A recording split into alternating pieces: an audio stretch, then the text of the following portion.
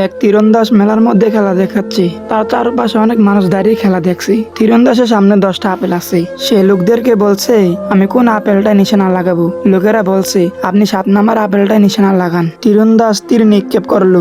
দেখা গেল 7 নাম্বার আপেলে যে তীর লেগেছে। এইভাবে সে 10টা আপেলে তীর নিক্ষেপ করলো। অবাক করা বিষয় হলো, তার নিক্ষেপ করা একটা তীরও লক্ষ্যভ্রষ্ট হয়নি। সেই তীরন্দাজ উপস্থিত সমস্ত লোকদেরকে উদ্দেশ্য করে বলল, আপনারা কি সাক্ষ্য দিচ্ছেন আমি একজন ভালো তীরন্দাজ? সমস্ত লোকেরা বলল, হ্যাঁ, আপনি অবশ্যই একজন ভালো তীরন্দাজ। সেই তীরন্দাজ বলল, তাহলে আপনাদের মধ্যে থেকে মাত্র একজন মানুষ আমার সামনে এসে দাঁড়ান, আমি তার মাথার উপর একটা আপেল রেখে তীর নিক্ষেপ করব।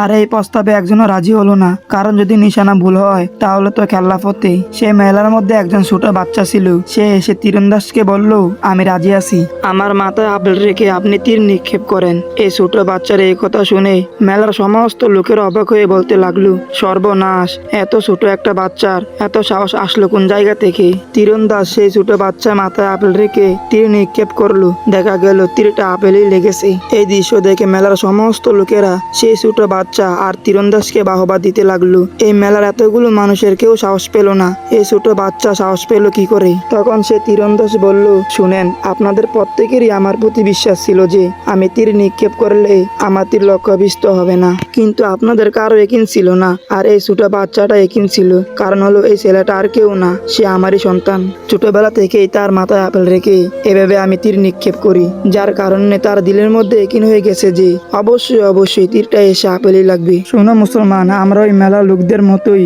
আমরা সবাই বিশ্বাস করি যে আল্লাহ তাআলা আমাদেরকে সমস্ত বিপদ থেকে রক্ষা করবেন, কিন্তু আমরা একিন করি না, যার কারণে আমরা আল্লাহ তাআলা সাহায্য থেকে মাহরুম হয়ে যাই। তো যাই হোক, আজকে এই পর্যন্তই। সবাই সুস্থ থাকবেন, ভালো থাকবেন, আমার জন্য দোয়া করবেন। খুদা হাফেজ।